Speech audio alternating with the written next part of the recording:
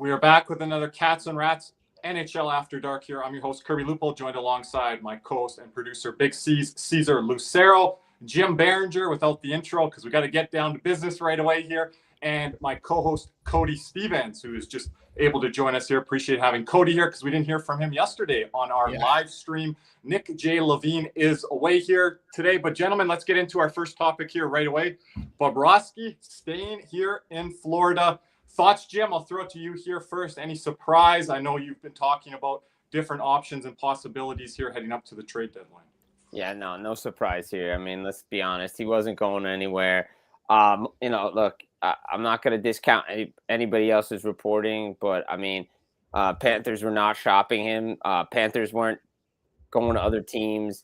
It was the other way around. Other teams were calling them, but in the end, they decided not against it because who gives them the best chance to win? Sergei Bobrovsky. We talked about it last night on Spaces. We've talked about it here all the time on a Big C show, wherever. You know, we continue to say it. To where this core is signed, the players that they've signed, the long term. You know, we know that's where they need to be. You just look at this group. He's played. This team wants to play for him. The Panthers players want to get him signed. Everybody's talked about they want to make it work. Bill Zito's talked about it. Like, he's part of the team, part of the core.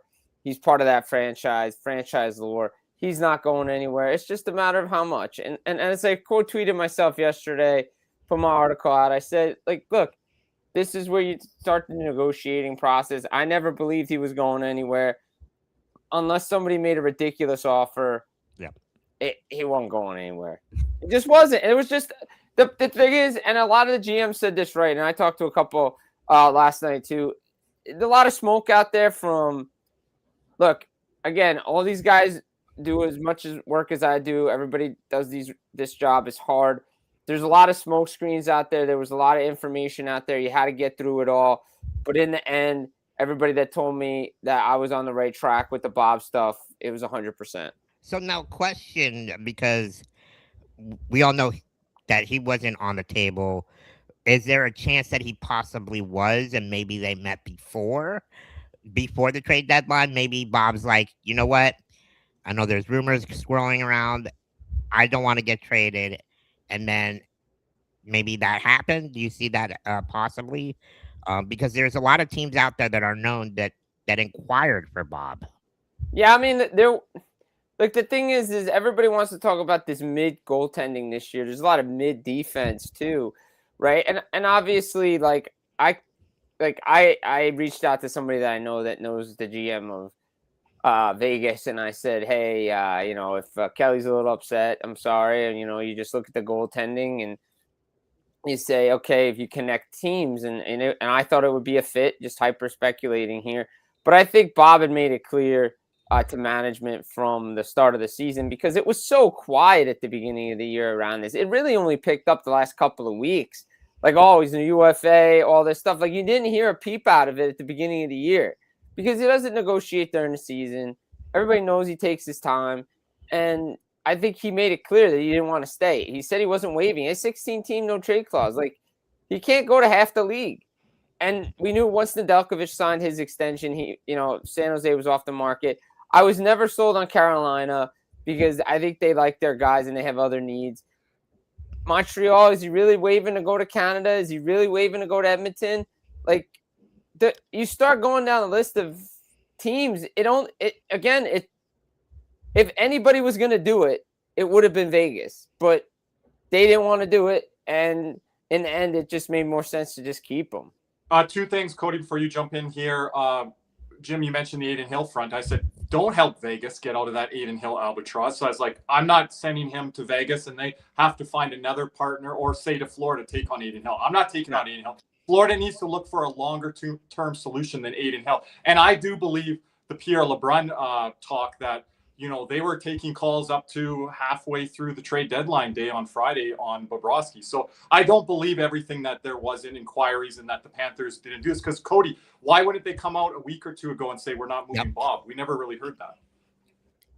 Let's just say this. Let's just use common sense here. Like, this is where I think a lot of this Bob rumor stuff comes down to.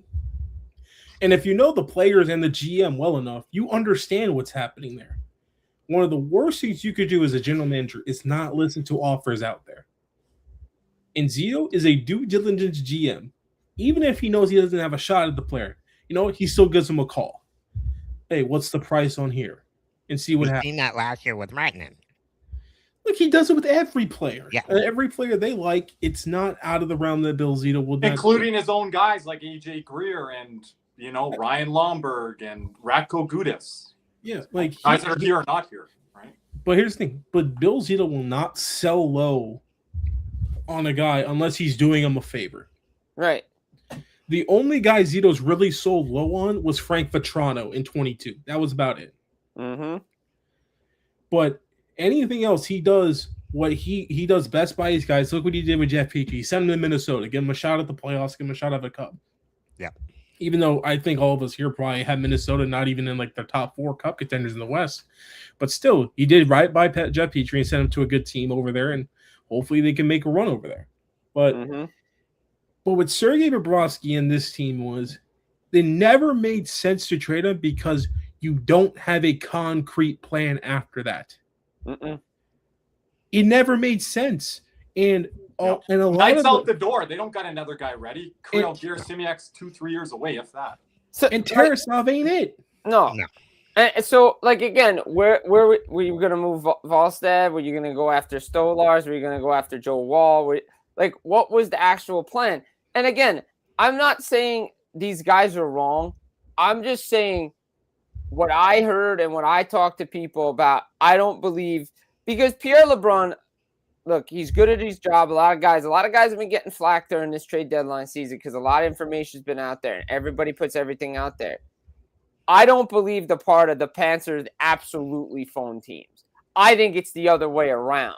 No. I think teams absolutely phone the Panthers. Yes. Sure.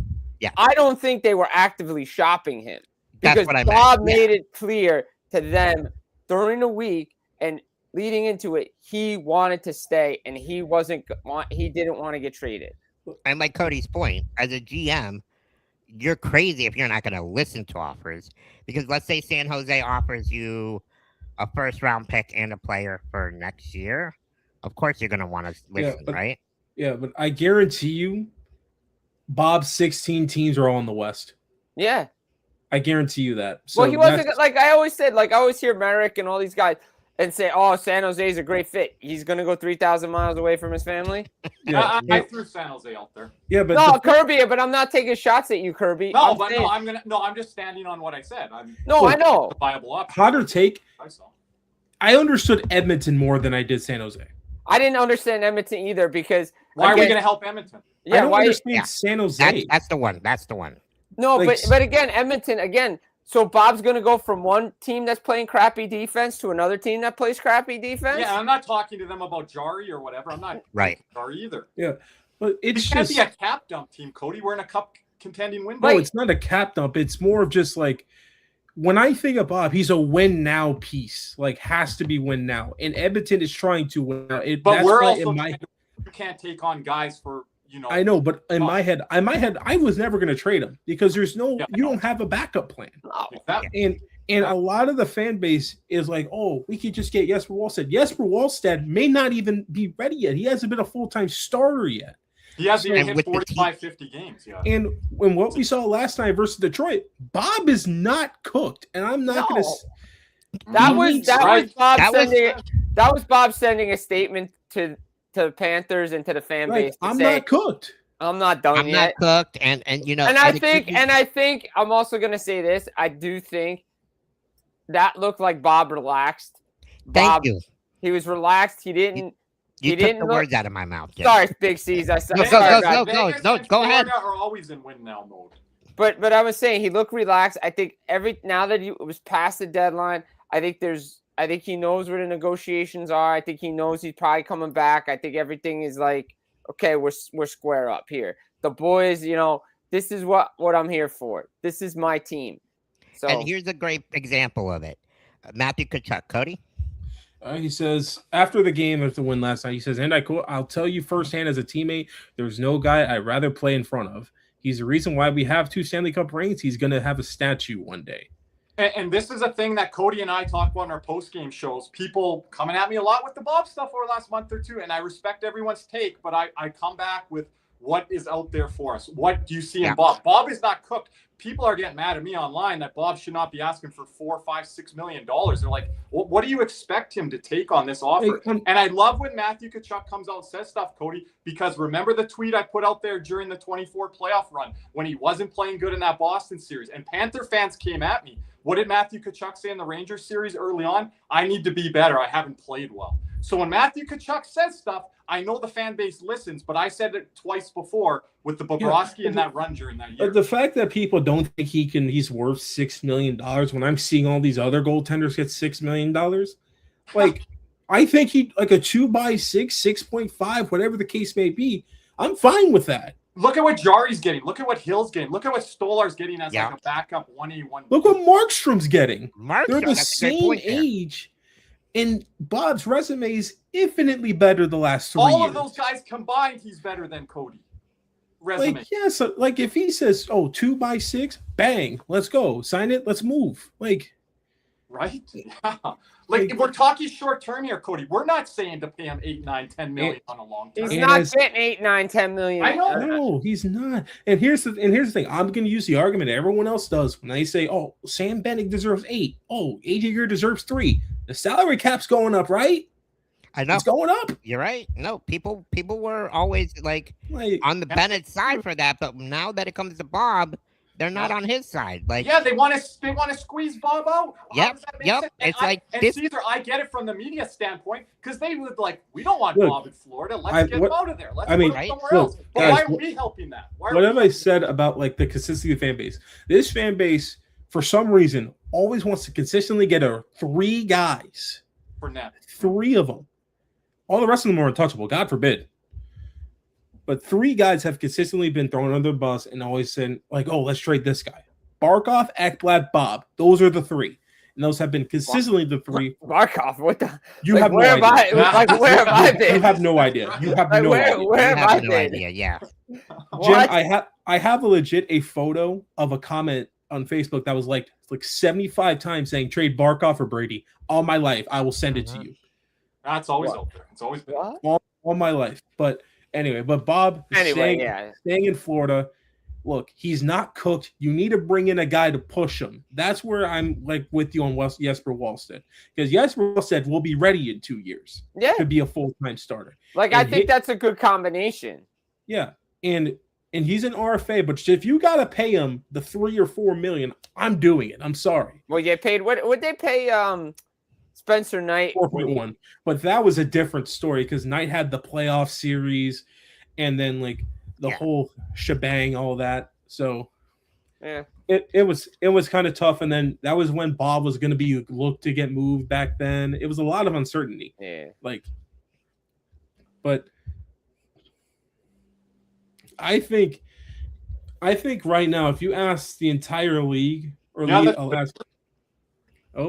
Joe gave up the 3 out of 4. Appreciate it. Oh, thank you, Joe. Appreciate it, Joe. Thank you so much. Thank you for all the super chats from yesterday as well. I'm not giving up. I'm not giving up. There's still hope. Until the fat lady sings, there's still hope. Yo, fat lady, get it warmed up, baby. Dog, I ain't gonna lie, bro. The windows are breaking. Here's the stats down here at the bottom. I'm gonna keep it there until it's mathematically not possible. Then we'll add in the draft lottery. Well, we have 3. We have 3 more losses. Look, I'll say this. Bobrovsky gives you the best chance to win. A lot of chatter coming north of the border about this stuff. People close by, close media, guys I talk to down there, never worried about it. Just, if they're not worried about it, Jim, though, they shouldn't bring up north of the border stuff. It shouldn't be in their conscience if they're not worried about it. I mean, look, people kept texting me, what do you think about Bob? And I was like, I don't think he's going anywhere.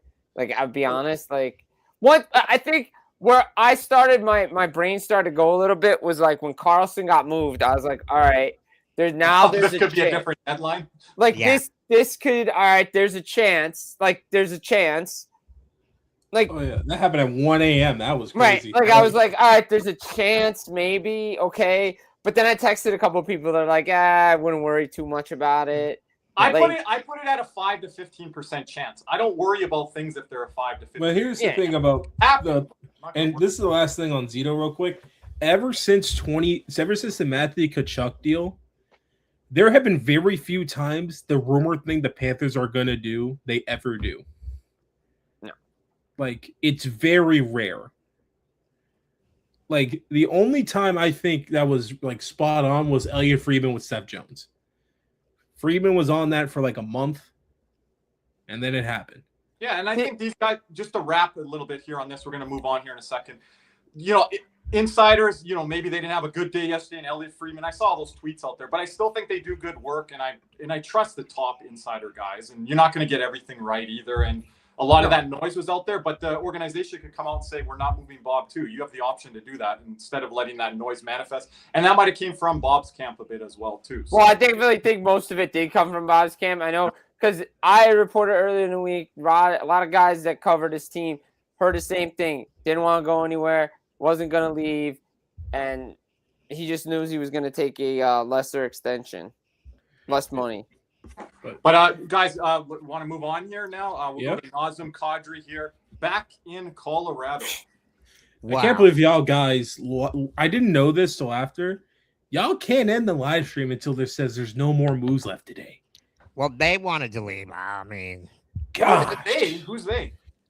Nick, probably. I think it was a pretty good time to wrap, but there was more deals that came in after than people are accustomed to. There was a lot of things been said out there, like this was a trade deadline, and Cody, I know you're going to mention it here on After Dark, the reasons why, but a lot of those deals rolled in well after the deadline. But Nazem Kadri is once again a Colorado Avalanche, and I think it was him and a 4th round pick in exchange for a 1st round pick.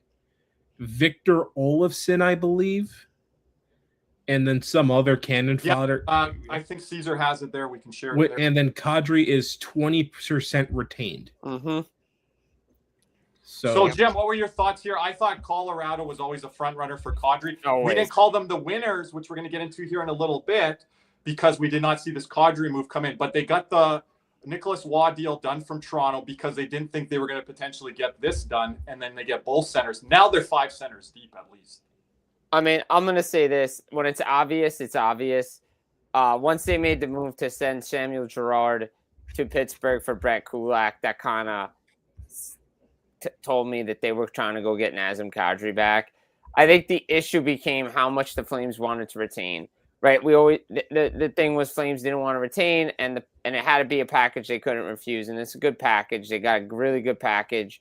Whether they signed a player or not, it doesn't matter. But they got 1st round picks out of it, 2nd round pick. Like, you got Victor Olofsson. Look, Kadri back to the Avs was always the case. He even talked about it on TSN yesterday. They were up on, he's saying, up on the top of his trade list, place he really wanted to go. Just made sense. They got him they get him at $5 million, similar AAV now to Vinny Trocheck, who's out in New York. And look, it was obvious. Like, immediately, like I said, when the Girard trade happened, I'm like, Kadri's coming here. And then I talked to some people yesterday after the deal was done. He forced the Calgary Flames to make that trade Friday because he was told it was at the finish line Thursday night. It didn't get across the finish line. Ownership, Don Maloney, whoever's running the ship there. He went to the team on Friday and said, you got to trade me to Colorado. That's the only place I'm going. I don't care who else you're talking to. You had the deal in place. Why didn't you get it done? They pushed it over the finish line. And it was very tight there. That's why they went to go get Waugh. Otherwise, I don't think they would have got Waugh there on Friday. No, and I think once Kadri forced the hand of Calgary and it helped facilitate this deal, and they backed off on the retention, and they got 20% retained over the next 4 seasons. I think they were able to get that done because Colorado couldn't take on the whole salary, and he didn't want to go to Carolina. Montreal tried, but they couldn't do it, and like Colorado was his number 1 choice. Good point there, Jose. By the way, I'm going through the chat here. And let's be real here. Colorado has the best center depth in the NHL going into these playoffs. Yeah. It is not even close. Nope. McKinnon, Nelson, Kadri, Waugh. Check out these numbers, gentlemen, in the last couple of years. Well, I mean, Nazem Kadri's been a consistent guy ever since he actually got traded from Toronto, I feel like. He started to put up those offensive numbers, I would say, even at a higher clip. Because they needed him to be a number one center in Toronto, because that was before Matthews and Nylander and Marner. They were devoid of talent there. What did they have there? Bozak, Kadri. Who was the other guy, Cody? James Van Riemsdyk. Mhm. He was a winger. Yeah, I'm trying to think of their top six, though. There's a few other guys in that. Bozak. Lufel was a winger. Lupol might have been cooked by then with injuries. Yeah. But again, but like, Leo Komarov, but he was Leo a winger Connor, too. Uncle Leo was there. he's more of a top nine, but there we go, Uncle Leo. Yeah. No, he was playing second line minutes though. He was second, third. Yeah. Oh, but that was when Kasperi Kapanen was good. Oh yeah, they had the young guys in there trying to get them established. Yeah. Brian Boyle was there for a cup of tea. Mm-hmm. Damn. Well. I'm really blanking right now. But Caesar, I also have the playoff numbers there as well. We talk about this, Jim. I knew we were going to have you here today. But you remember Claude Lemieux and the Devils. Panther fans remember Sam Bennett and the Panthers here from last year, the conference. Look at Nazem Kadri's numbers in the playoffs. This guy has the right to be like, hey, if he puts it together this year in the playoffs, he could be talked about as one of the best all-time playoff performers in the last 10, 20 years here if he puts one together here this year. Exactly. I mean, he's a beast. That's why he wanted to go back there. And let's be honest, the Colorado Avalanche, you know, when Nazem Kadri was there, was just a different team. They were just so hard to play against. You know, McKinnon, Landeskog doing their thing, but Kadri, man, when those guys were out to injury in that year, he stepped up, played number 1 minutes. He could put him on the wing. You could put him at center. He's just a dog to play against, and in the playoffs, he's just such a difference maker. Yeah. And I always have to ask this question concerning the Colorado Avalanche. But how much scarier would they be if they still had Mikko Rantanen? Like, oh, God. Look at this lineup, guys. Projected lineups. I mean, that's McKinnon, Lehkonen, Natchez, Nelson, Landeskog, Nichushkin. That's ridiculous. Kadri, Colton. Now, Wall's playing 4C if they were smart. Yeah, and this does include Drury and some other guys. Where's Ross Colton at? Did he? Oh, no, he's on the wing. That's Colton. Where's Gavin Brindley? Brindley's not on Kelly? Drury's not on there. So I think those guys could move up from a fourth line role where you have Waugh down there on the fourth. Logan but they O'Connor? could play Waugh on the wing, Cody. Like, there's some guys there. What, Cody, wasn't Jack Drury a number 2C for Carolina during the 23 playoff run for the at some point? He's not even on this list. I think he may have been the 4C, actually. I thought he was higher up than that, Cody. We know the depth issue. Who would have been 2C then? Trocheck would have still been in there, no? Or was that the Rangers by then? 1 point he was at 2C, I believe. But like with this, it might have been, but I'm trying to remember. You know, I'm trying to remember the centers from that team. And they've had Roethlisberger as well. Talk about a team in Carolina. We'll get into winners losers here in a bit. Yeah, but Colorado did what they have to do, guys. What they did here with Kadri, they not only got like the best piece of the trade deadline, they avoided other teams grabbing him. Like that's the key. And like Minnesota tried to get Kadri. Like I said, Montreal tried to get Kadri. Maybe LA tried to get him. But I'll say it again. Once he knew Colorado was in play, he wasn't going to go anyplace else. He told Calgary, trade me to Colorado. And he loves it there. So. Oh, yeah. I mean, you could already see his reaction. But the one thing about Colorado in this trade deadline, I looked at their lineup or whatever, they are banking heavily on Sam Malinsky going forward here. Yeah. Because, look, that defense core outside of Mataves and Makar, like it's kind of just like it's okay. Like their second pair right now is Manson and Brent Burns, which is in terms of second pairs in the NHL, and then your third pair is Belinsky and Kulak, which is a pretty good fair pair, but it could be hit or miss some nights. I think they got some shutdown guys there, though, Cody, for sure. 2-3 shutdown guys. But I mean, like, Malinsky's got to carry the puck, though. Okay, but like when you have Makar, he can take away from another guy or two trying to produce offense from your back end and be able to puck move. So, like, I think, like, having the defensive guys in there are more important than what they've had in the past. It's just their forward core I drool over, but their defense core, I'm just like... And I know you're not high on the goalie, Blackwood, but I don't mind him. And I think he's okay. But you don't think Minnesota has question marks on their soft defense? Oh, I know they do. Like, Well, that's and look at their depth down Dallas the middle. has trouble getting it out No, of their Minnesota's- zone last year against Edmonton, Jim. And Well, in the neutral. Dallas can't play against Edmonton for some. Well, Dallas can't play in the Western Conference Finals period I for was some gonna reason. Can't move the puck. They I don't haven't know. won. I don't Haven't think even they've gotten there yet. I think the last time they won the Western Conference Final was 2020 in the bubble, And then And they it- lost 3 consecutive times in the Western Conference Finals. and the last time they won a Western Conference Final was in a full season was 2000. The Cup. No, wait. Was Yeah, was them losing to 2000. New Jersey after that Cup or before that Cup? After that cup, When 'Cause they Jason, went when back Jason, to- 2000. they went back Yeah. to back. Yeah, they went back to back. That Yeah, was when when back to Arnott back. ended it. Yeah. but like they're like I know this is what I call the Stars now. They're the new age San Jose Sharks, where they make the conference finals but lose there every year. Because remember, the Sharks lost to Vegas, they lost to St. Louis. Like, And they made Dallas the cup went to the final and cup lost to against Pittsburgh. Dallas at least is.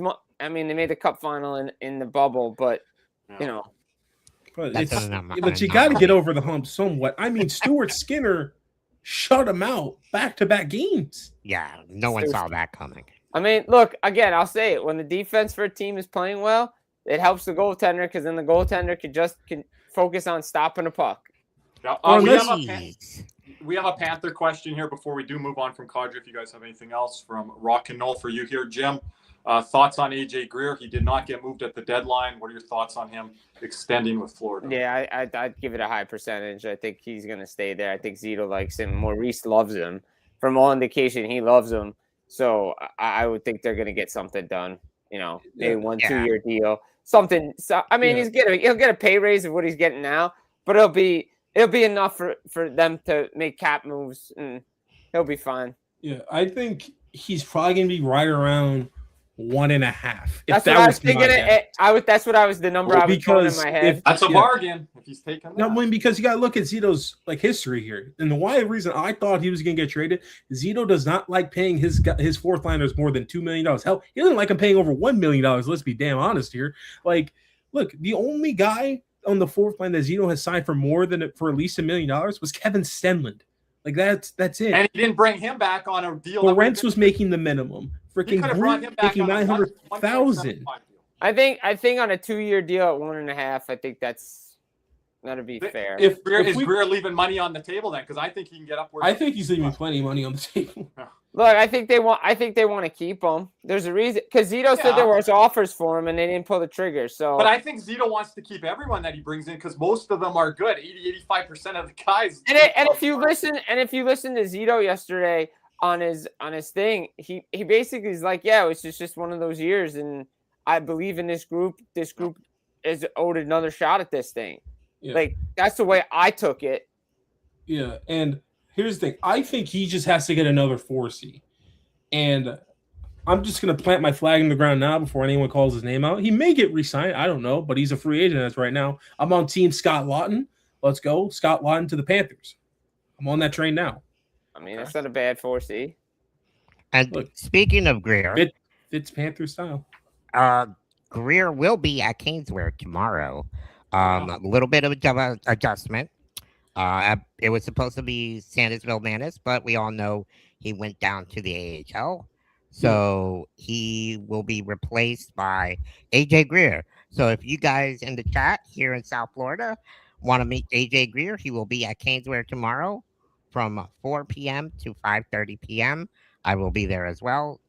Bring your 2 stuffed animals. 2 stuffed animals? Two stuffed animals with the tag still on it, I'm pretty sure. Is that still up with Greer? Now, not 100% sure if we're still doing that. Oh, okay. That's why I wanted to bring it up. Keep an eye out on my social media. And on Caneswear, we'll be posting that later tonight. But I'll let you guys know on social media. So and Kirby will retweet it as well. Soon for the signing. Yeah, so they're going to reschedule it. They're still going to do it with Sandusville Manis. They'll just redo it when he's back here with the organization. And really quick caveat, this Vilmanis demotion, it is not a demotion. It's just so he could be eligible for the Calder Cup playoffs when Charlotte does make it. It's more hockey for him, more development for him. Which is a good thing. Yeah, it's nothing bad. He's gonna get called up right back up pretty soon. Like Maurice loves the guy. It's I told you, Cody. He might say. look. I didn't expect him to freaking leap Mackey. That's what's shocking me. No, I'm going to say this, Caesar. No one did. We brought Randy No. Moeller on before the season started. He was like, commentator no. for the Florida Panthers. He would only mention Mackey Samoskevich. I said, give me another name, Randy. He didn't even give Bill Monster. No, nobody knew. No one And expected this. Nobody, but like watching him the first 2 games. Shout out and Jamie. I'm like, this guy, Jamie. this guy has something, and you know, I'm not saying like I know hockey like everybody Look, else. I'm not an it's the expert. one. No, I wanted to clarify it across the board. No Yeah, no, none of us. Except Jamie. The only guy that was on Silverville Madness from the day he got drafted was Jamie P. Waynes. Yes. Shout out to Jamie. Yeah, all the way up in Ottawa. Yep. But boys, moving on to our next segment. I love this one because the winners and losers in the NHL trade deadline. Let's get the one winner out the way. Colorado. Yeah, and it's crazy because I think we talked about it after the trade deadline, before we ended the show. Colorado was actually in the loser spot because they didn't make any deals. We're like, they have cap space. So crazy how that ended up turning out. Even with Kulak and Waugh. I mean,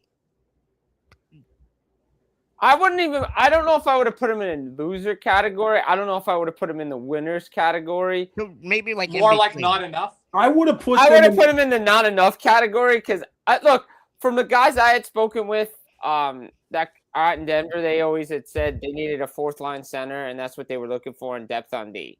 That was what roles were. But I think once Kadri became available, they went to go get him. Yeah, and I honestly would have put him in the same tier like Florida was when we got Tarasenko that one year, where it was just the one move and that was it. Like they didn't need to do much, really, in my opinion. I'm scared a little bit on the Colorado front because I've been on them all year, and with this pick, it cemented my Stanley Cup pick as we made our picks last night on our post-game show. Our girl Lex wanted us to get our picks in, but usually the team that makes the biggest move or the most moves, they don't always win the cup. I don't know. I thought about it. I'm really juggling between Colorado and Dallas. I really am. What, well, for Cup? You said For Colorado Cup. over Tampa. Real quick, guys. I know, but I really... Sorry. It is the 2 toys with the 2 tags. They have to have the tags for tomorrow. Okay. It is so confirmed, it is so it is the same thing. So it's bring your stuff and toys. But the other winner of the trade deadline, like I know. Like when I got one. I got one in my head. They're like what? It's kind of tough. You guys go first. Out east? Yeah. Go ahead. It's the Buffalo Sabres. I knew one of you guys was going to say that. Go ahead. It's the Buffalo Sabres to me out east. The Buffalo Sabres adding Logan Stanley, Sam Carrick, Tanner Pearson, Luke Shen. They added size beef to go into the playoffs. They're looking to make the playoffs. They want to end the 14-year drought. And if they get a favorable matchup in the first round, they have a chance to go in the second round. They have a chance to win the East. They have a chance. I'm not saying they're going to win the East, but I like Luke Shen's because they don't have playoff experience. There's not enough of it in that room. Yes, you could talk about Olympics and all this stuff all you want and how you go through adversity and leadership and experience. And you're seeing it in New Jersey with Jack Hughes coming back now from the Olympics, more mature player, understand the adversity, understand what it takes to win and all that stuff. But to have a guy like Luke Shen in there, you have a guy like Tanner Pearson in there, you bring in Logan Stanley, big guys on the back end. We've seen it. It doesn't matter how great offensively you are. You have big guys on the back end that can move and play. You're going to be tough to play against. Jim, on the Buffalo front, 2 things. If they would have got Colton Parayko, I would have said embarrassment of riches, but they might have had to move a guy out. Number 2, I know they addressed the depth situation, like you mentioned with Stanley and Luke Shen. But also, if you look at their top 4, on paper at least, I know we haven't seen the playoffs. They got one of the best top 4 in the NHL. No, absolutely they do. Like sometimes they got a number 1 guy. I think, like I was going back and forth on this. Like there's a part of me that says, is this like the Leafs when they did too many moves and it didn't work out? Okay, yeah. But I still like what Yarmo's doing, being aggressive, because they were never this aggressive under Kevin Adams. And it's been 14 years. Now, hey, move over, New York Jets. You're going to take that spot from Buffalo Sabres in purgatory, the most futility in professional sport. And be dead honest with you, the Jets have no way out of it. But I have a different winner for this deadline. Really just thinking about it. Give me St. Louis. I think they had a hell of a deadline. Oh, on the sellers front. Yes, on the sellers front. I think St. Louis did a damn good job somehow getting really good assets for Braden Shen. Like I never would have thought in my million years they would have got a first round pick for Braden. They were asking for a first round pick for Braden Shen last year. But they were looking for it last year too. Yeah, and they never got it last year. Were they looking for first round last year or first round plus last year? The package that the Islanders gave up this year was the same package they wanted last year. Is it because a lot of more teams are more ready in the playoffs this year? There's a lot more teams that are hungrier. So I feel like there was more buyers this season than there was last year, even though there wasn't that many trades. Yeah, I mean, it was definitely more buyers out there, but again, you look at it, again, the asking price was so high even for Shen last year because the Devils checked in on him and Tom Fitzgerald didn't want to pay the price. To answer Caesar's question, just to jump in, I had the Detroit Red Wings broadcast last night against the Florida Panthers, and I heard the GM quotes from Steve Yzerman. He said, we're near the stage of being a buyer team right now to mortgage away stuff for the future. So I'm not going to say these teams are more hungry or more aggressive because Steve Yzerman right now didn't jump into the pool. A lot of these teams are the issue, but here, sorry, Cody, real quick. But Steve Yzerman had to do something because the Detroit Red Wings need to make the playoffs this year. Adding Justin Falk to solidify the right side. For some reason, they want to move Axel Sandy Pellikka down when they could have solidified the left side and had him play where he is instead of moving him down to the bottom because he's not that. But they had to bring in a player like Justin Falk, and they bring back David Perron. But the problem is he wasn't going to do more than that because he didn't want to mortgage away stuff. They were in on Robert Thomas, so I don't know about mortgage in the future. Oh, that's what he said. Well, could this be the GM bluffing too? I think the GM's bluffing a little bit, but I also know that the GM probably didn't want to hear from his captain again saying we didn't do anything. Yeah. But look, but here's for me why St. Louis is such a big winner. Look what they moved out. They moved out Braden Shen, Justin Falk. What did they get? They got 2 first-round picks in this year's draft, That's 2 key. third-round picks in this year's draft. The last remaining year of Justin Hall, well. They got a 6'7" goalie prospect from the Islanders, and Jonathan Drouin, who could be a solid winger if around Robert Thomas. They both have speed, and they both can do something together, I believe. With Cody there, I just want to squeeze something in. I'll squeeze the Leafs into the winners column, but what Cody mentioned about St. Louis, Toronto wasn't able to get any current draft picks for 2026. No, because I don't think a lot of teams. Well, the problem is the Leafs probably looking to get 2026 picks, and everybody had their 2026 picks tied up in conditions, probably. Yeah. But that don't help the Leafs when they're, in a win now. What are they getting picks for the future for? They're trying to win now. Move them? I don't know. Force was able to get picks this year, Cody said. But St. Louis getting those 2 first-round picks, so they have 3 first-round selections in a really deep draft, and this is going to be the perfect start for Alex Steen in his starting of the new St. Louis Blues era. Could be like the Islanders, Cody. And then with 2 third-round picks as well, which you can use to move up in any part of the draft. So, in my opinion, that's where I think St. Louis, from a seller's perspective, I think they're a winner. Good one there. No, especially the current picks. I like that because I really like this draft. And then, like partial winners, like I thought Anaheim getting John Carlson, that was a good move by them. I really like that move. Kind of talking about winners here. The last 3 years, the 3 Stanley Cup champions the last 3 years traded for a captain. And look at what they ended up winning the Stanley Cup. Now, does this say true this year potentially happening again with Quinn? Yeah, I didn't share that picture with Caesar, but I knew he would find it. No, and hell no. Very low probability. If you go well, the problem is it can't happen because Minnesota's got to play Dallas and or Colorado in the first round. That's a big part. And then the Islanders are just Islanders will go as far as Sorokin will take them. His path is extremely. But show the other photo, Aziz. Yeah. Show the other one. What do you want to say? Polar Bear in Texas right here, buddy. 2 of these guys were integral parts of their runs. Integral. A lot of people question the Opposo trade, too. I remember. I like the Opposo trade. I thought it was for a 7th. It was for nothing. I know. But everybody was like, "Oh, is he too old? What's he going to do on this team?" And Well, I mean, he didn't score, but he was there for the vibes, and I appreciate him. The vibes, yep, that's true. And I'm glad he was able to play some games when he was. He played in Game 7. So and you know what? And he gave us some juice in that game. That fourth line was pretty good. He played over Nick Cousins. He wasn't dressed that day. Yeah. So, and his last game in the NHL, he lifted the Stanley Cup over his head. Oh. So, but back on the winners and losers. Losers.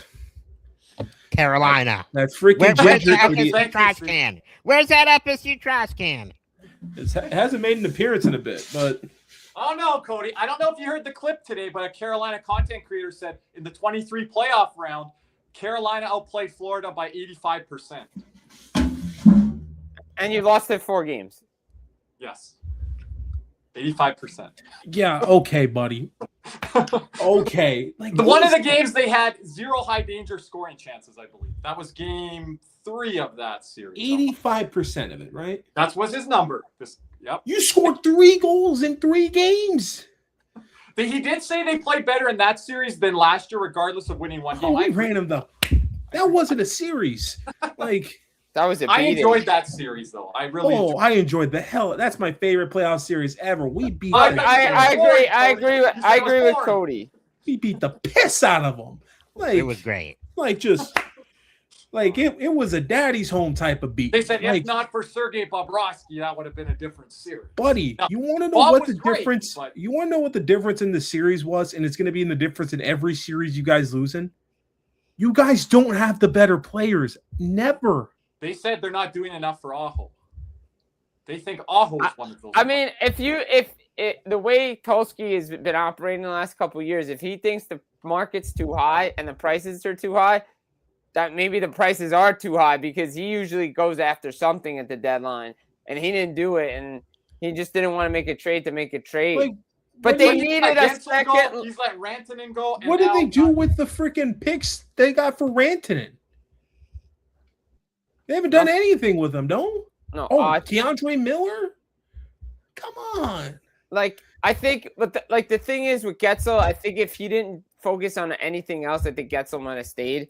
The Rantanen one, he was never staying, and Rantanen told him that when the day he got traded. So I don't ever understood why you made the trade in the first place. But again, that's revisionist history, and again, it comes down to the owner wanting to pay players down in Carolina. I will stick to that story till they put it on. They could put it on my grave when I pass away. But I think that, look, I agree with that. I think Aho, man, he can have good games against bad teams when the good teams show up. No, but the Carolina fans and you know what they're derived from? The chart boys, the analytics. They'll show you the analytics numbers, Jim. Yeah, but Okay. here's the thing. Like, real quick, I agree. I think Carolina's a loser or non-winner because, like, look, yes, the market prices were too high for a lot of these guys, but they needed a second line center and they didn't get one. And Nick Montreal Delory, to me is definitely a non-winner. That was my other one. I think they needed to do something. They needed to shore up their defense. They needed to go get a top 4 defenseman. They needed to add something to this team. Whether they believe in Kapanen, fine, but they needed some depth. They needed to add something to this team, and they didn't do it. And I feel like Montreal and San Jose are going out of the Steve Yzerman playbook.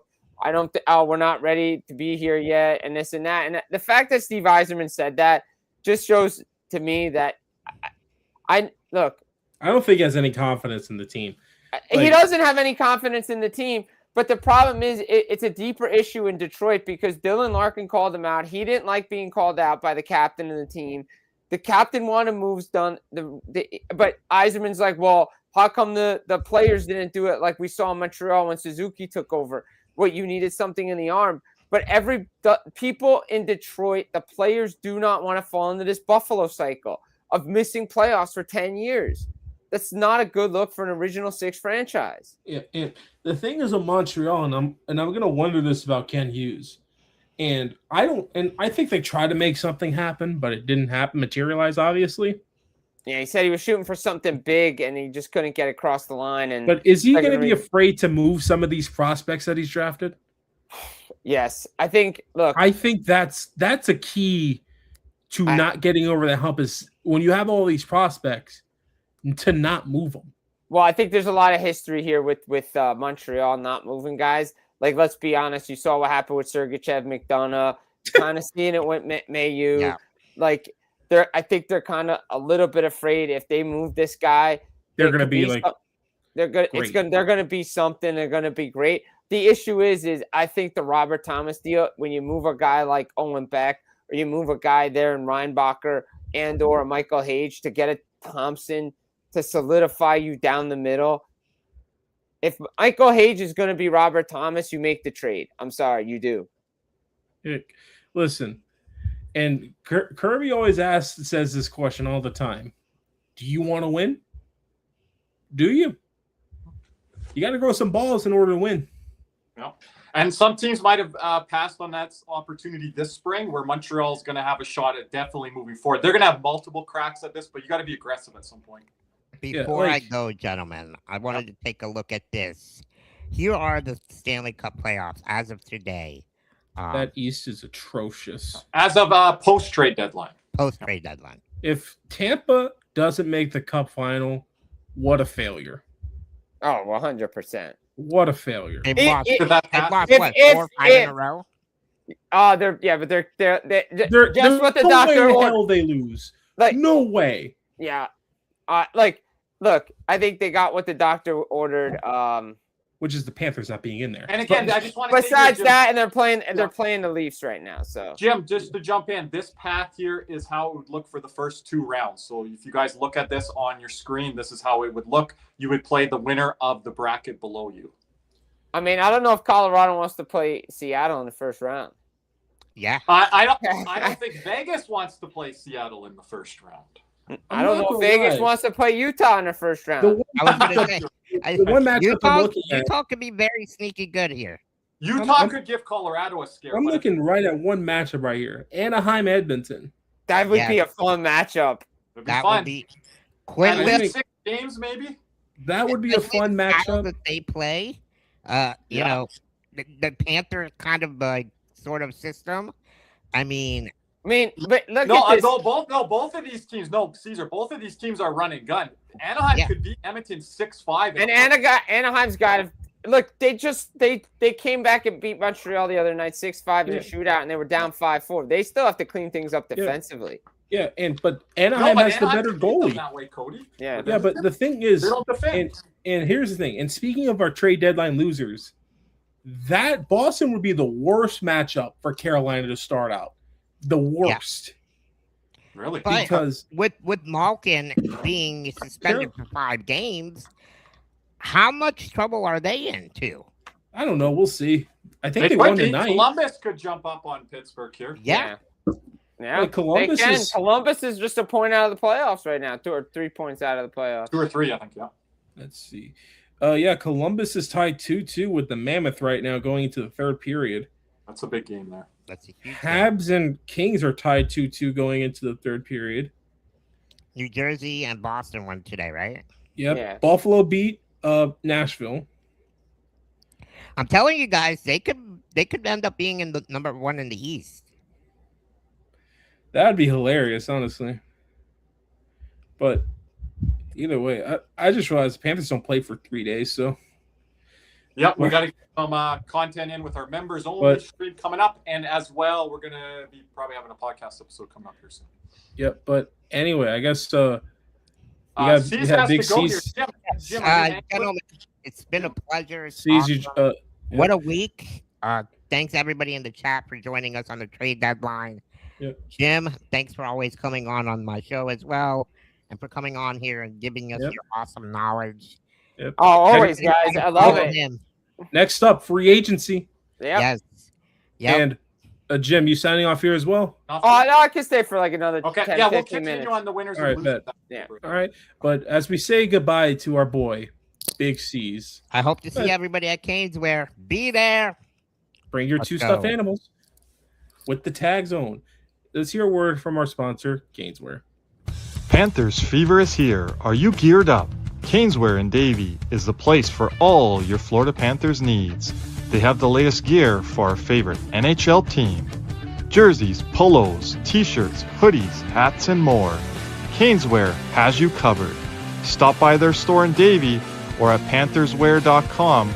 Again, that's pantherswear, WEAR.com for all your Panthers gear. And let's hear another word from other sponsor, Jeremy Beckham at Beck Sells FLA. Champions don't settle, and neither should you. Let me introduce Jeremy Beckham at Beck Sells FLA. Bring a competitive edge to South Florida luxury real estate. If you want a home that performs in all three zones, location, lifestyle, and long-term value, Jeremy is your power play. The clock is ticking. Let's go for the cup. Reach out now at BeckSellsFLA.com. And hey, Panthers fans, hey, Gold members, we are giving away this Brad Marchand autograph photo courtesy of Andrew Hoffman in the Boca Card Show, which will once again take place this upcoming August. All active Gold and Silver members are automatically entered, and we will be announcing the winner in the next upcoming weeks. Good luck, and let's go, Cats. Thank you there, Cody. Just another housekeeping item here. Make sure you guys are subscribed to our channel, like this video. Appreciate all the views yesterday on our NHL trade deadline stream. I think it's around 1.5K views. Appreciate all you guys being by for that. Make sure to comment on this video. We'll get back to you on those comments. Purchase a super chat donation at any time. Shout out to Dokes and everyone that has been dropping those super chat donations. You can buy a membership, gold, silver, or bronze. You can upgrade your membership, as Cody just indicated there, for the current contest. Gift a membership to a community member and access to many other great perks. But continuing on the winners and losers of this NHL trade deadline. And Curry put Toronto in like a close winner category. Squeeze them, maybe a B-. Okay, but I got to ask you guys, what are your thoughts, y'all's two thoughts, on Washington moving on from two very long-time pieces in Nick Dowd and John Carlson? It tells me that they're preparing for the future, which is that maybe Alex Ovechkin isn't coming back at the end of the season. And I think that's what the case is. I think, maybe Ovi's, and he even said yesterday and on Friday that he said that, I'm going to have to ponder my future after this because Tom Wilson and Alexander Ovechkin were really upset. I think that really shook the room. And, to move on a guy from Carlson and they didn't know about it, I think that's tough. And I think Washington's trying to do a retool and on the fly like they've continued to do it. But I think they want to get Cole Hudson up. I think they want to bring some other players up, and I think they can always bring Carlson back, but to me, it just signals that maybe this is Ovi's last year. We don't know. He's gonna make a decision at the end of the year, but it just feels like maybe they're moving on from that version of the Washington Capitals. I don't want to jump off topic here, but Elliot Freeman's on Saturday headlines right now talking about Montreal Canadiens that we just talked about before the ad break, making no deals. But Jim, sometimes you have to look for Easter eggs. And I thought a big Easter egg for me was the day before or whatever day of the John Carlson trade as it happened after midnight Eastern time. He was in the promotional video where they were showing their cherry blossom jerseys. So sometimes do things accelerate so far along on these deadlines that even caught Washington and certain management off guard that they were going to move him at that point because, that doesn't usually happen when you're promoting players and things like that. Like, I think the big thing was I talked to somebody near Washington after it happened, and then they said that even though the word was that they shelved talks to revisit at the end of the season, there was a thought that Carlson was staying through the deadline, and no one thought he was going to get traded. But when Pat Verbeek came to them with the offer of first and a third, they have to jump on it. The issue is John Carlson was sleeping, and when they made the trade, and they couldn't get a hold of him, and he found out in the morning. Like, that's a shock to your system. Like, if you knew you were going to... I was surprised, like you said. Yeah, like, if you knew you were going to make that deal... You're probably up. But the issue is management knew that the Nick Dowd thing got out early, and Dowd didn't know about it yet. So they tried to, do it the reverse way, and it just failed on them. And again, does it break the relationship? We'll see. I don't know. But yeah, they wanted to get a contract extension done, but they just couldn't get to a number yet. And they thought, hey, we'll just shelve it. to the end of the season. Pat Verbeek took a chance, and it was kind of an offer they couldn't resist. You get a first and a third for John Carlson. Yeah. You have to take it. You're taking it. Just out of the corner of my eye here, Cody headlines, what's Austin Matthews' future as they are pondering that right now? I heard some of it when you were doing your ad break, and it's just like they're going to talk to him after the end of the season and find out what's going on. And yeah, because like what they're indicating a mini rebuild. Well, you've got core guys there you're trying to win. Here's the thing, and I really think I don't think Austin Matthews is going to sign an extension no matter where he is. I think he wants to choose where he wants to go. Yeah. Oh, I think so. That's why he signed the deal that he did, Cody. Or he wants to get traded to a place he wants to go. That could happen too. It's a little harder because we talked about yesterday on our live stream, Jim. 37% of players in the NHL have some form of no trade clause. That's got to be up from years gone by. Oh, no. Well, even Elliott said on headlines, he's like, he's got a feeling that there were even more trades that were vetoed out of St. Louis because of that there was more. Wow. Yeah, because of all the trade protection, and I do think there's been a couple that were vetoed and by the Devils. Don't want to Devils. let that get out because the guys are still on the team. Right? Well, I mean, this is the whole New Jersey mess. I'm just gonna throw this out there to people that want to listen, and I know you guys do, but to the fan bases, I do know what I'm talking about, and I do know, and I have good information. I told you in July Dougie Hamilton wasn't getting traded this year. I told you had a 10-team trade clause, and I told you about the signing bonus. It didn't go anywhere. They'll try to revisit it in the summer. They'll try to do it to upgrade their top six forward, which they've been trying to get since the summer. Tom Fitzgerald made that clear. He's been trying to upgrade. Whether he had Hamilton on the block or not, he's not going to say. He probably was out there, but he probably vetoed a bunch of trades because he has a 10-team specific list. And, oh, by the way, what I've heard other people say, which I've been saying for the last 4 months, the signing bonus was an issue for a lot of teams. They didn't want to pay him $7.4 million on July 1st. Let the Devils do it, and then we'll make the trade. Unless there's something they can't offer, they can't refuse at the draft, or they made a wink, nudge deal with a team that come July 2nd, the trade's going to go down. Look, they like them, but again, the speculation around them trying to clear cap space, trying to make moves, like Simone Nemich's name was out there. Jonathan Kovacevic said in a media scrum that he didn't want to leave. So when you have 13 players that have no trade or no move clause, it's tough to do business. Yeah. Hey, and Kirby, quick question for you. Out of the 6 defensemen that New Jersey has that is signed beyond this year, who's the only defenseman that does not have any trade protections? Luke Hughes. That's why I asked Kirby. You knew it. Would that have been your answer, Kirby? Does Kovacevic have that? Yes, he does. I need help. Got it. What's their depth, guys? Jim, name me their 5th or 6th defense. Oh, Kirby. Jim is right, by the way. It is Luke Hughes. I was leaning there. Who's their 5th and 6th? Who's their bottom pair? Siegenthaler, Kovacevic, Brendan Dillon, Brett Pesce, Dougie Hamilton. Brendan Dillon does? That one surprises me. Brendan Dillon the has only reason Luke Hughes doesn't have trade protection right now is because he's not eligible. Why does Brendan?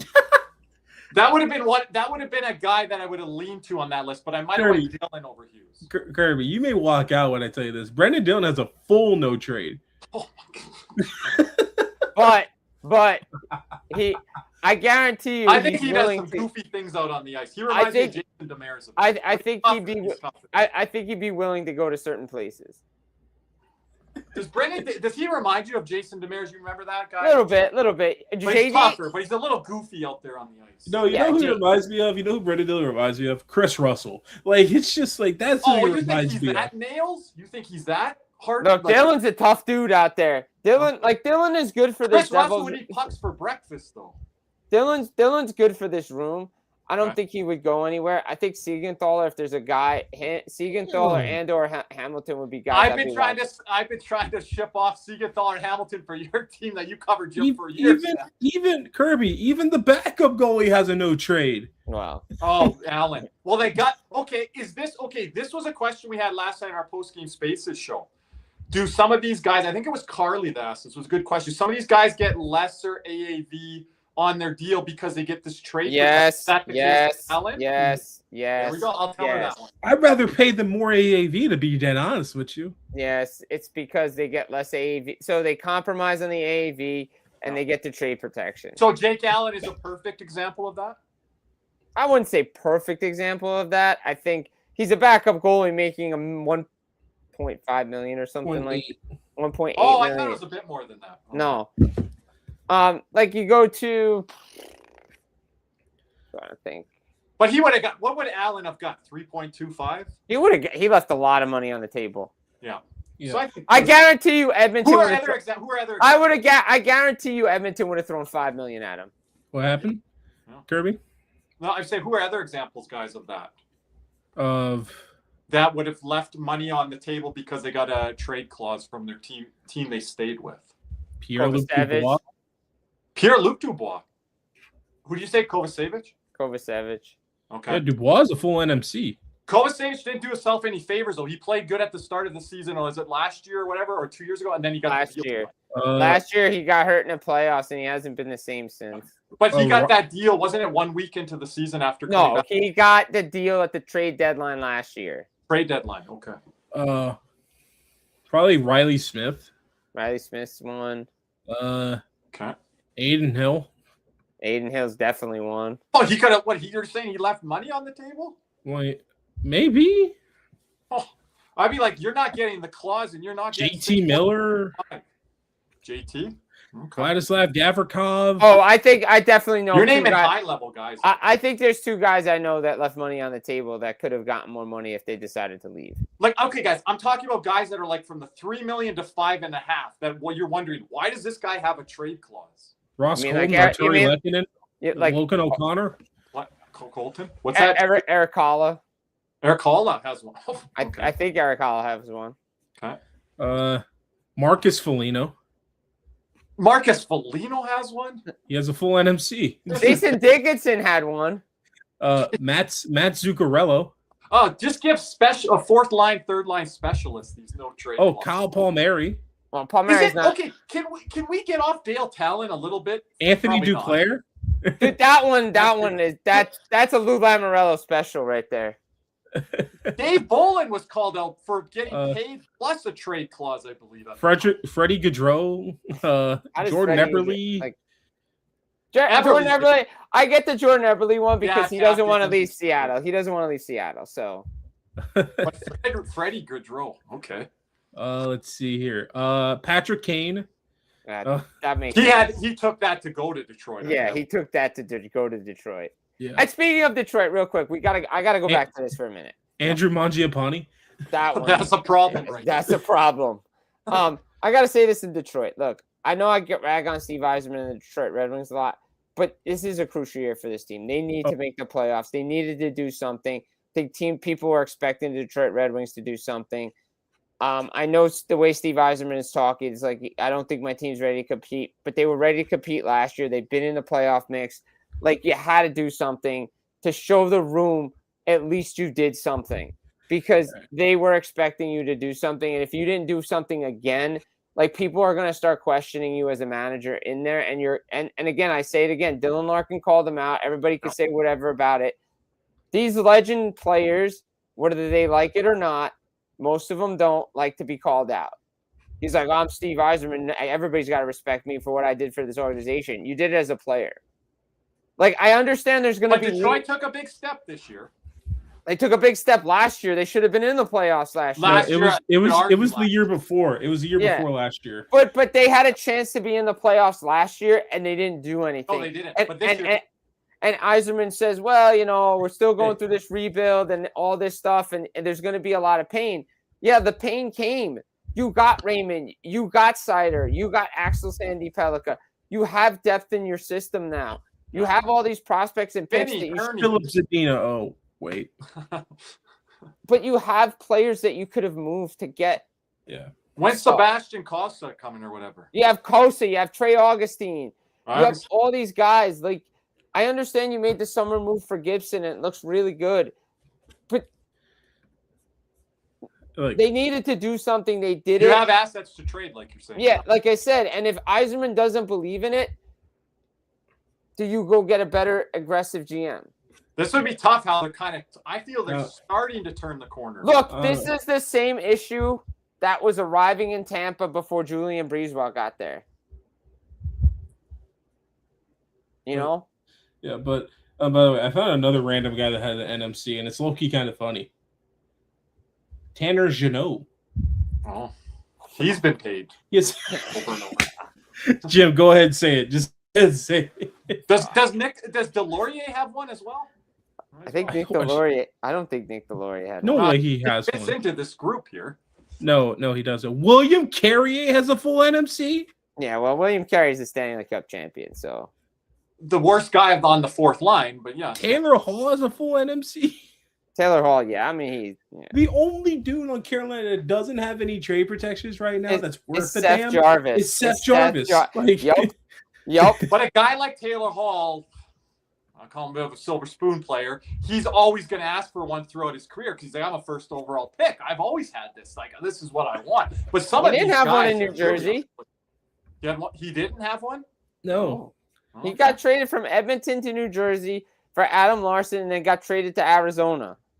I mean, yeah, but Town was always rumored for Taylor Hall.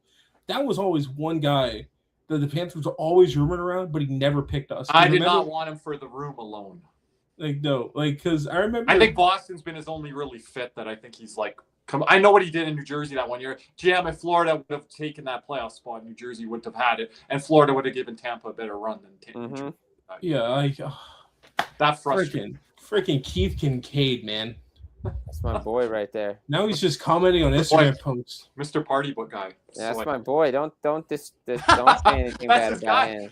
You partied with him, Jim. Dude, me and him we were in the gym a lot together. Training. In the gym. Oh, not in the bar, in the gym. No, in the gym. No. Only training. There's a girl that used to be on Sports Grid that said she'd see him at the bar all the time. Yeah, probably. But Tanner Jeannot has a full NMC, which is hilarious. That's great. Work hard, party hard, Jim. Hey, that's it. Work hard, play hard, baby. One Tampa has an NMC. Oh, Yanni Gourde does, but that's different. I'll say this about the no trade, no movement clauses. I think it definitely played a role in the trade deadline. But again, there's nothing in the CBA that says a team has to give a player that. However, it is difficult to sign players and come to them if you don't give them certainty about their future there. Like, I think Winnipeg only has, like, their top 6 players on Winnipeg only has no move or no trade clauses. Yeah. But here's the thing, and this will be the last thing before we wrap up. I don't that had something to do with it, but I commented on the trade deadline stream yesterday. Why I also feel it wasn't the playoff salary cap. It was kind of there, but it needed to have because the LTIR thing. The rule that really screwed over teams this deadline, I feel, the double retention rule. I really do. I think that's again. I'll have a piece coming out tomorrow, or it's already out today on NHLRumors.com. I wrote in there. I said, "Well, these are, to be fair to everybody, these are the same GMs that cried about it. Oh, well, how they're circumventing the cap with the LTIR, the double retention. How are they getting all these guys, and now they're complaining about it? So which is it? Do you want it or you don't want it?" Here's the other thing. I don't think the double retention was circumventing the cap. You're giving up assets for the player, for a team to take up that player's salary. It was the fact of the matter that it was just like every deal. It was always the same teams doing it and figuring out a way. But again, I always said this was my issue this is my rebuttal to Zito, to McCrimmon, to Brisebois, to all the aggressive GMs out there that would always add players at the deadline. How come your staff isn't reading the CBA and figuring out ways to get around the CBA and knowing it? These guys did it better than you. Why are they getting punished? It's just the double retention rule never made sense to me. And now you're seeing these and here's the thing. And this deadline kind of exposed a couple of these GMs. These, you know what I'm going to say? The ballless GMs that don't want to make a move to help their team win. Montreal didn't do it. Freaking Carolina doesn't want to do it. Detroit doesn't want to do it. There are guys out there. You got to throw in a team that you haven't thrown in there. I know they acquired Quinn Hughes, but what did Minnesota do? McCarron, Bobby Brink, Foligno. Minnesota did a hell of a lot more than those other teams did. Okay. And Dallas got Tyler Myers and Dallas did a little there. Dallas could have done. Hell, Utah did more than those teams. They got Mackenzie Weegar. That's a hell of a move. And I like I'm that gonna move. say Utah was sniffing around on Robert Thomas too. Yeah, and then The they last- So was pivoted. Seattle. So was Seattle. Seattle was Yeah. sniffing on him, Cody too. gets on Seattle. They need one more piece, but getting Bobby More McMahon, like we talked 13 of about them, that. but Pretty like good there, Cody. but That it's team just, can skate. That's one of the best skating teams going into the playoffs. and it's just And like I'll die on that hill. and you have like another team where like Edmonton, where it's like their GM likes to make deals, but he's aggressively stupid. So it's just like Yeah, well, Well, Stan you Bowman's think- ruined. Stan Bowman ruined the Edmonton Oilers. That's just another mess. well, he ruined. But the thing is, it's just like Well, I mean, he got rid of all this depth that they had that went to Game 7 of the 2024 Yeah. Stanley Cup Final, and they're a shell of the team now. That was that team? yeah, and they re-signed all those guys that played so good in that series, and they sucked the next year. Like the guys that killed us in that series was Janmark, Henrique, Connor Brown. They stunk the next year. Edmonton has tried to get guys, going into the season this year, Mangiapane again, but it hasn't panned out for those years that they have tried to acquire those guys. Yeah. The Arvidssons and there's another name out there. And Jeff here's the other, Skinner. yeah, Skinner. And here's the other thing: they were not Zach Hyman away from winning that series either. They weren't, Not last year. not even close. Because Corey Perry did the thing Zach Hyman. Evander Kane was hurt, and Corey Yeah, Perry hurt, wasn't no 100%. show. Like a lot of guys were no shows in that series. And not just the no-show, net negative by taking penalties and different things like that, where Yeah, Corey and- Perry's losing his mind. Guys, stop putting your stick up. Stop taking high sticking penalties. Keep your Are we sticks stupid or are we just playing dumb? up. Keep your stick on the fucking ice. I could see when Cody's going to snap to come to that as a defenseman. That would be Cody's. Yeah. Well, I mean, I didn't like to snap in front of everybody. I snapped behind closed doors. But when it gets to a point where you're like, Yeah. the sticks aren't on the ice, you talk Well, about being in positional spots. And well, I mean, yeah, your team does definitely need a kick in the ass every now and then. Yeah. just being an idiot. And it's not, and it hits different coming from a guy that doesn't yell versus the guy that always Yes. Yeah. and like it's like, and that's why Paul Maurice picks his spots, and like every time they pay his way, they're like, oh, snap on him. It only works when you do it at the right time, buddy. Yep. Mhm. If you snap on me every game, I'm gonna get tired of it, and I'm just not gonna listen to you. Right. Exactly. But if you snap every now and then, but Jim's got to wrapping go. up here. Jim's got to go here. So Jim, shout out to you for helping us out on our trade deadline show yesterday. Let everyone know where you can follow you and what's coming out for your articles and everything. Yeah, so follow me, Full Press Media Substack, NHLrumors.com as well. At Jim Berenger, obviously on Twitter. Full Press Hockey, follow me along on YouTube. Yeah, just a lot of stuff coming out. As we post trade deadline, maybe dropping some things in Monday, but some stuff, Devil stuff coming out tomorrow. Obviously, Panther stuff, just little tidbits for everybody from what's going around. And now it's nice, relaxed time, and get ready for the push for the playoffs, and Yep, Get we're ready. going to have Jim back on here down the stretch as much as we can, Cody. We're going to go a little later for After Dark because we're getting into playoff action here and down the stretch and things like that. And so we can kind of all work our schedules in. But whenever we get Jim to come by, it's always great. Yeah, But- always a pleasure, guys. I but- appreciate Jim, being part of this appreciate it as community. always. Thanks, Always Jim. good. Take Yeah. care, everybody.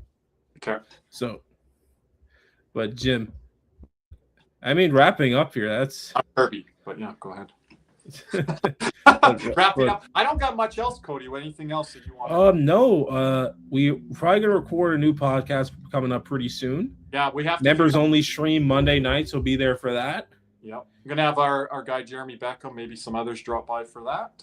Yep. And then, but I mean, listen, I guess we're just kind of wrapping up this, trying to just see how this Panther season's gonna wrap up.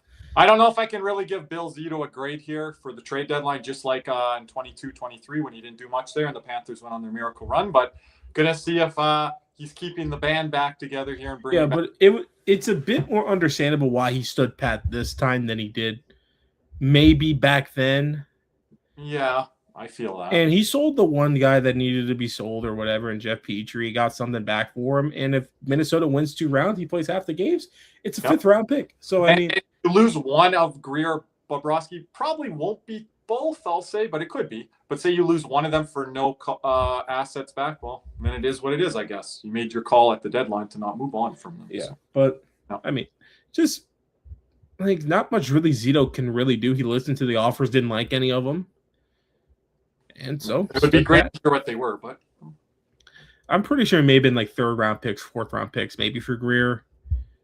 if it wasn't more than that, then I'm fine if they're standing pat on it. If it was a 2nd or higher, then I wanted him moved for that asset. Yeah, and then Bob, I just think it was a very high price, and I think Mackey's going to be moved in the off season. Which you're going to get a compensatory pick, maybe. I don't know. We'll see. Depends how the rest of the league views him. Because the other team has to be able to negotiate with him as an RFA. Yeah. But anyway, wrapping up here tonight. We appreciate everyone here for watching here tonight. Once again, stay tuned for that Caneswear AJ Greer. Remember, bring stuffed animals with the tags on them. You get a free photo with the man himself, AJ Greer. And then shout out to our sponsors, Caneswear at Jeremy Beckham. Make sure and also to buy your memberships now. Gold, silver, bronze. We appreciate them all. And they're all down below. But anyway, signing off here for the absent Nick J. Levine, Big C's, our boy Jim Behringer, Kirby Loophole, and myself. We say thank you. And as always, let's go Cats.